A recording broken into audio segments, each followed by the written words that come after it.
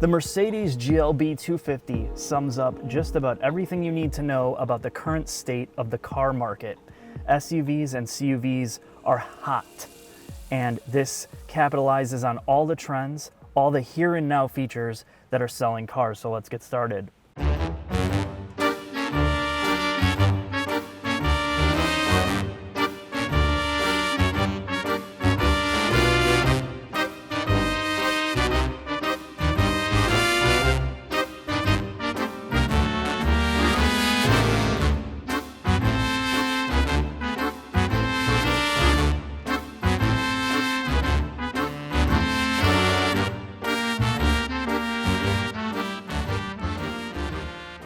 Now you just saw a bit of the exterior, and it's this classic boxy CUV shape, but you're going to be spending most of your time on the interior, so let's get started with that.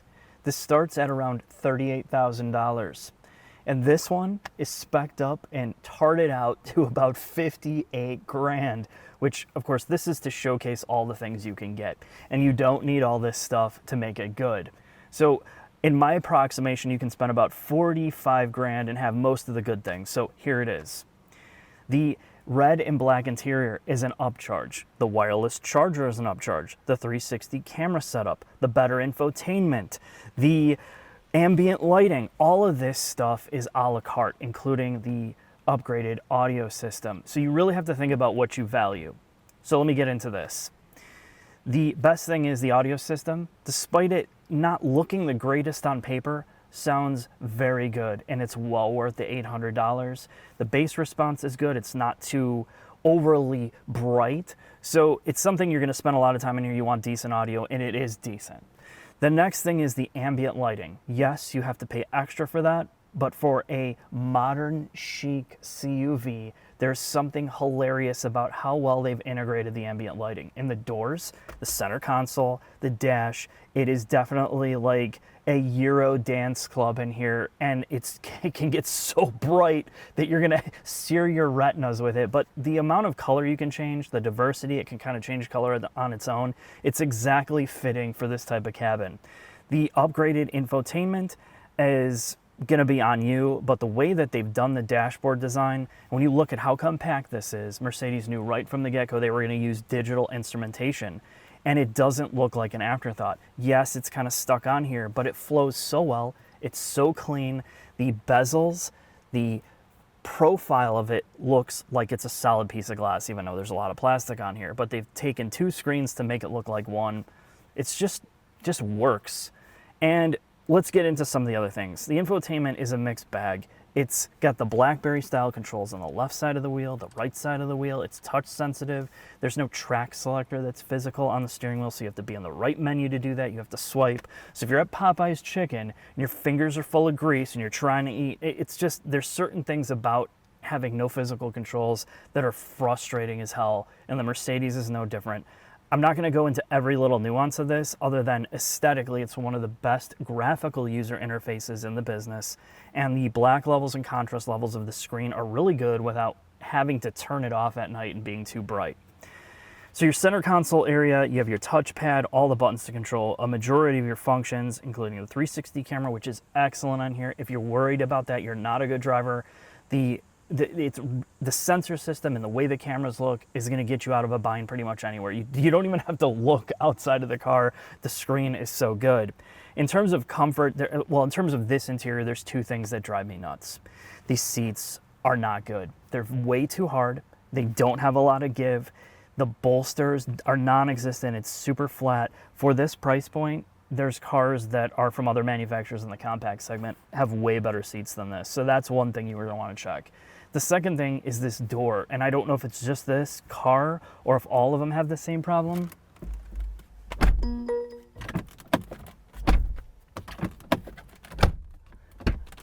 You have to slam the door closed on here. I don't like to slam doors, but on here, I always close it. I close it moderately, and it never shuts all the way. Then it turns on the parking brake, and then you got to disengage the parking brake to go. It's really, really frustrating, and that's something, if you're going to go test drive this, make sure that you're not going to have to be like a straight monkey to close the door on it.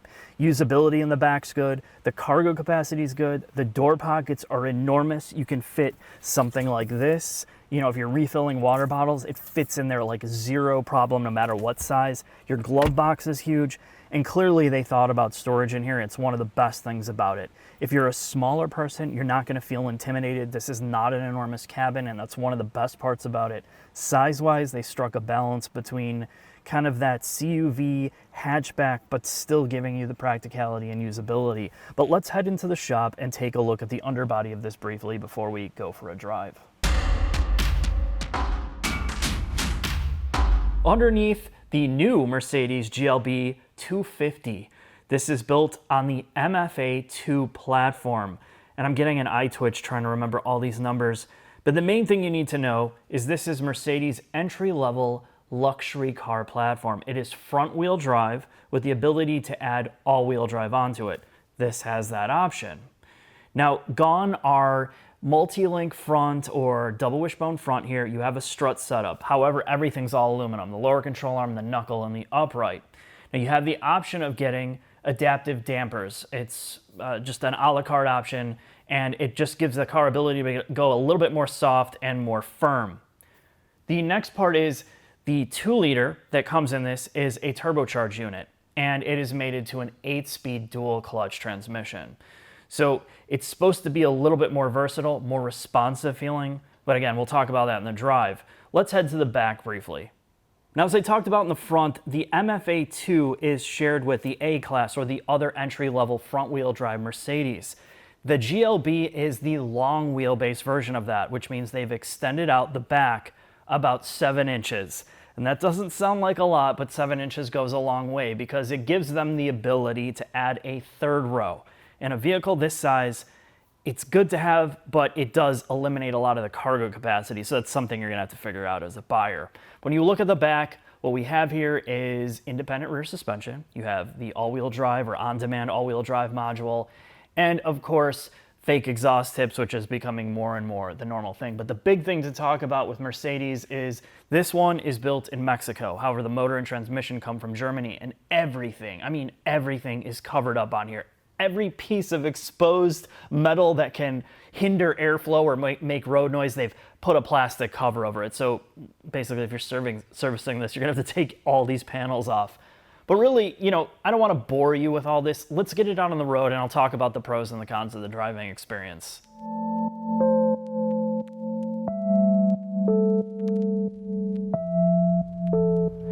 I can't wait to get this little Mercedes off the line. Let's see how she drives.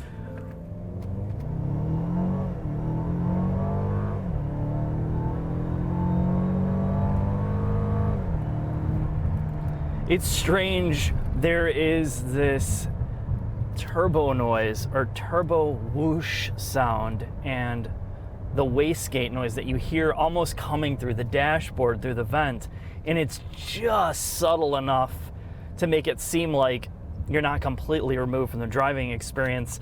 And I'm gonna just put this disclaimer out here right now. I may have had one too many soy lattes because I feel my estrogen levels shooting sky high driving this, because I've really, really enjoyed driving this car. Because I think one thing that surprised me when I saw it was on the schedule, when I got behind the wheel of it, I'm like, oh, here we go. Here is yet another cute ute. Something that is just meant for a certain demographic. It's very trendy, very here and now. It's not going to be very good to drive. It's going to be uncomfortable, impractical, and it's been everything the opposite of what I expected. In fact, I've started to grow a little bit more affinity towards the Mercedes brand because of something like this. Now, let's get into some of the driving stuff and why I feel the way that I do. For one, the acceleration is very seamless. For a 4-cylinder, there's not a ton of lag. There's not this surge of torque that's all down low where you're constantly fighting fighting the engine and it's not able to put its horsepower down. It's able to put down all the power and the torque, whether you're going in a straight line, and that's thanks to the all-wheel drive system, or you're going in a turn. And I think that's the biggest thing, and I'll talk about that in a minute. Now, I talked about this somewhat in the beginning. You can option these things out to an insane level. And we're talking about, you know, a $36,000, $37,000 base price, and this thing is, you know, jacked up 20 grand. And there's not every feature that you're going to put on here, but one of the features that I would absolutely add is the adaptive dampers. And the adaptive dampers do a great job, like I'm talking a great job at going from full soft to full firm. And it feels so soft in here on daily driving that I really, when I first got into it, I'm like, does this have an air ride option? So Mercedes does a great job compared to like BMW and Audi even in their fun little cars, and even the XC40 that Volvo has, which rides very firm compared to this. I would absolutely opt for the adaptive dampers. You totally notice it, and you're gonna appreciate how soft it is on your daily drives. Now, when you're not driving like you're in a parking lot, the traction and stability control system is not super or hyperactive in this. So, and that's thanks to the all-wheel drive setup and the way that the tires are, the summer tires that are on here. But when you really want to put your foot down and you want to turn the steering wheel, that's where this surprises me the most. And a lot of these four-cylinder turbocharged motors, they kind of run out of steam. You rev it out, nothing really happens. And then when you want to turn the wheel, it can't put the power down. And that's why I've been so surprised. So I'm going to flip this to dynamic or sport. And there's a little bit of understeer when you get stupid. But if you're driving properly and get your braking done,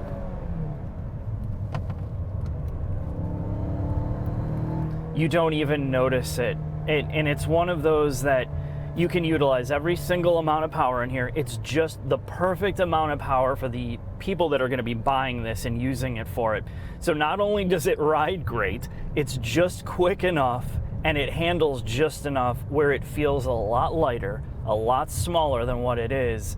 And that's a huge thing about these SUVs and CVs. They're so cookie cutter, they're so boring, it's like the worst thing that's ever happened to the automotive community. But this, I've had a lot of fun driving. So let's get off the line here, I'll brake torque it a little bit.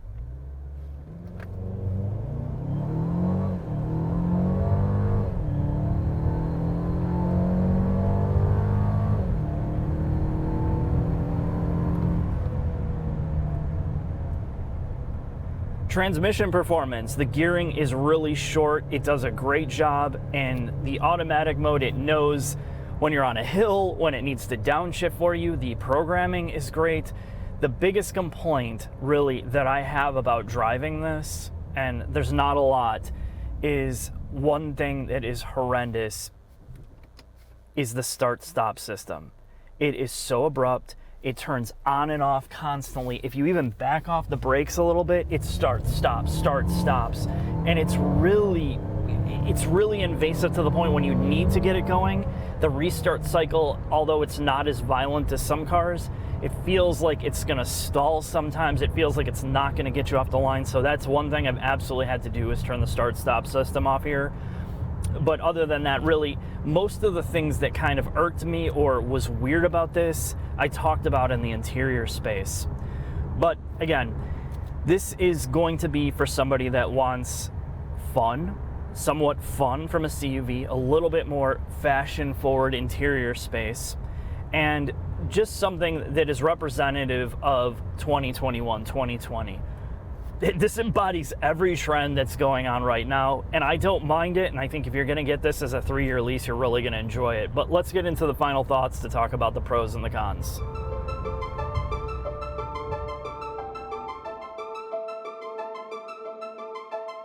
Final thoughts on the Mercedes GLB. And I gotta be honest, I did not have high expectations for this, because the market is showing that many manufacturers are just pumping out these CUVs because they're selling and they're not putting a lot of effort into them. So when I got into it, one, The interior space has a lot of creativity. And the second part is you can option this out in so many different ways to customize it the way that you want. So the end result is it has a lot of personality. So there's two other competitors that I see directly to this that I like. The X1 is very Type A. It's very corporate BMW, very cardboard, but everything functions very well. And then you have the Volvo XC40, which has a ton of character, great interior, but this blends all of it together. So you have a little bit better and spicier interior, and you still have really good drivability and better performance in this than I think in the Volvo. And again, those would be the three I'd look at. So let me talk about the pros and the cons of this. There's a few options I'd absolutely have to have. The adaptive dampers is something you're gonna definitely appreciate every day of your life, whether you need to go into a sportier mode or just a softer ride. And this thing rides amazing, and people might say it floats a bit, but if you're in bad pavement, you're gonna appreciate that. The second thing is the Burmeister audio. It's not expensive, and it does sound really good compared to the bass. The car's quiet, so you're gonna get to enjoy your music. When you combine the fact that this has one of the better infotainment systems or user interfaces, controls aside, that's what you're buying this for. You're buying it for the modern, here and now experience, the trendy look, including all the horrible black unpainted plastic all over it. But really, this thing is very functional. It performs well, and somebody that kind of likes to drive will still enjoy it, but the mainstream buyer that's looking at this as more of a fashion piece, kind of interesting design, you're gonna love it. Thanks for watching. I'll see you next time.